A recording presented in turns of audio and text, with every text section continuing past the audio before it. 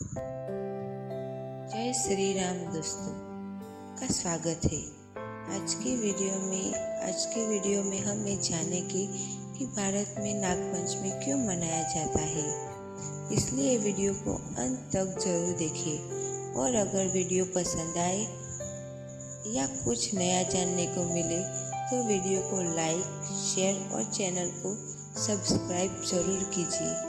चलिए आज की वीडियो शुरू करते हैं। नाग पंचमी क्यों मनाया जाता है?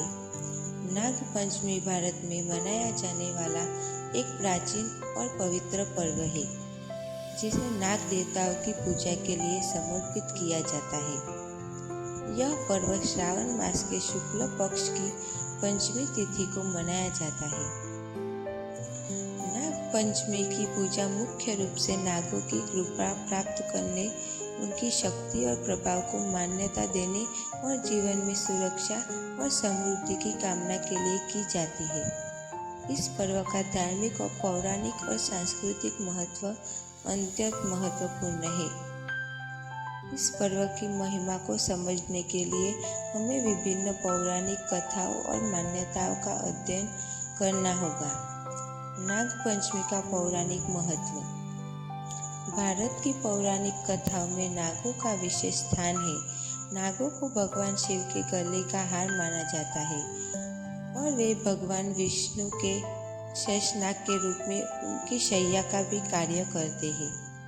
नाग पंचमी के पर्व के पीछे कई धार्मिक और पौराणिक कथाएं जुड़ी हुई है। इनमें प्रमुख रूप से वासुकी, जन्मेजय और भगवान कृष्ण की कालिया नाग के साथ की गई क्रीड़ा की कथा प्रसिद्ध है। वासुकी और समुद्र मंथन।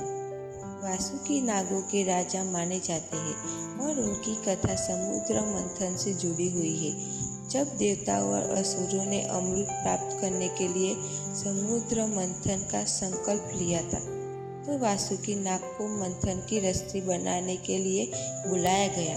वासुकी ने स्वयं को मंथन के लिए प्रस्तुत किया और उनके शरीर को मंथन के दौरान देवताओं और असुरों द्वारा पकड़ा गया।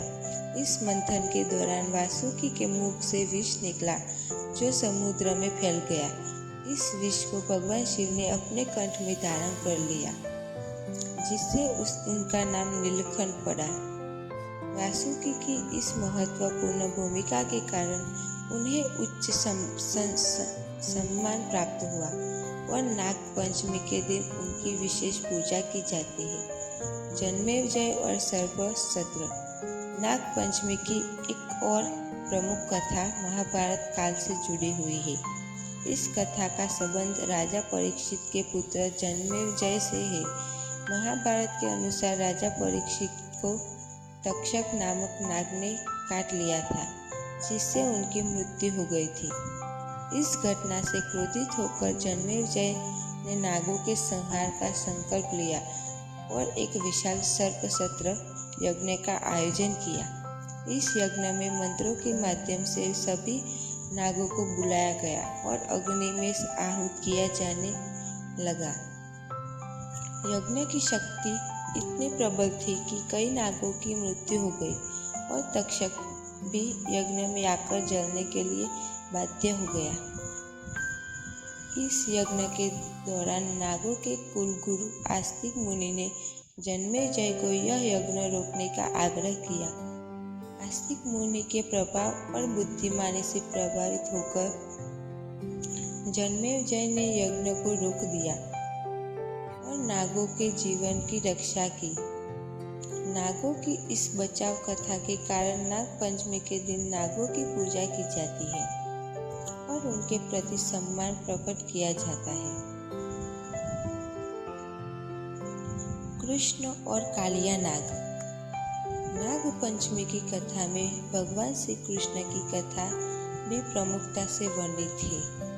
यह कथा वृंदावन के कालिया दह से संबंधित है जहाँ यमुना नदी में कालिया नामक एक भयंकर नाग रहता था। कालिया के विष से यमुना का जल विषाक्त हो गया था जिससे आसपास के जीव जंतु और पेड़ पौधे मरने लगे थे। कालिया नाग के आतंक से वृंदावन के लोग भयभीत थे और उसे किसी भी प्रकार से रोकने में असमर्थ थे। भगवान श्री कृष्ण ने इस समस्या का समाधान करने का निश्चय किया। वे यमुना में कूद पड़े और कालिया नाग से युद्ध करने लगे। कालिया नाग ने कृष्ण को अपने फनों में जकड़ लिया, लेकिन भगवान कृष्ण ने अपनी अलौकिक शक्ति से उसे परास्त कर दिया। उन्होंने कालिया नाग के फनों पर नृत्य किया और उसे मजबूर किया कि वह यमुना को छोड़कर अन्यत्र चला जाए। कालिया नाग ने भगवान श्री कृष्ण से क्षमा याचना की और उनके चरणों में शरण ली। कृष्ण ने उसे क्षमा किया और उससे कहा कि वह यमुना नदी को छोड़कर कहीं और चला जाए, जिससे वहाँ का जल शुद्ध हो सके। इस प्रकार भगवान कृष्ण ने कालिया नाग के आतंक से वृंदावन को मुक्त कराया और यमुना के जल को पुनः शुद्ध किया। इस घटना की स्मृति में नाग पंचमी के दिन भगवान कृष्ण की पूजा की जाती है और इस कथा को बड़े भाव से याद किया जाता है। यह कथा यह भी सिखाती है कि अहंकार और दुष्टता का नाश अवश्य होता है और सच्चाई और धर्म की विजय होती है। नाग पंचमी की पूजा विधि और रीति रिवाज। नाग पंचमी के दिन लोग विशेष रूप से नाग देवता की पूजा करते हैं। इस दिन नागों की मिट्टी, धातु या पत्थर की मूर्तियां बनाई जाती है और उनकी पूजा की जाती है। कुछ स्थानों पर नागों के प्रतीक स्वरूप उनके चित्र या फोटो की भी पूजा की जाती है। पूजा के दौरान दूध, चावल, फूल, धूप और दीपक से नागों का अभिषेक किया जाता है। इस दिन व्रत रखने का भी विधान है और महिलाएं विशेष रूप से इस व्रत का पालन करती है। नाग पंचमी के दिन किसान अपनी भूमि पर हल चलाना भी बंद कर देते हैं, ताकि किसी भी प्रकार से नागों को हानि न पहुंचे। इस दिन की मान्यता है कि जो व्यक्ति नाग पंचमी की पूजा सच्चे मन से करता है, उसके जीवन में सांपों का भय समाप्त हो जाता है और उसे नागों का आशीर्वाद प्राप्त होता है। नाग पंचमी का सांस्कृतिक महत्व। नाग पंचमी का महत्व केवल धार्मिक और पौराणिक कहानियों तक सीमित नहीं है, बल्कि इसका सांस्कृतिक पक्ष भी अत्यंत महत्वपूर्ण है।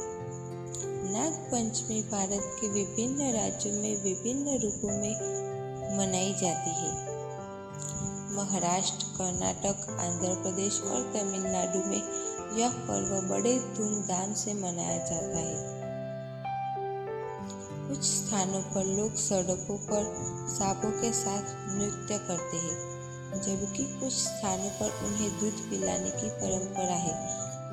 यह पर्व समाज में प्रकृति के प्रति सम्मान और समर्पण की भावना को भी व्यक्त करता है।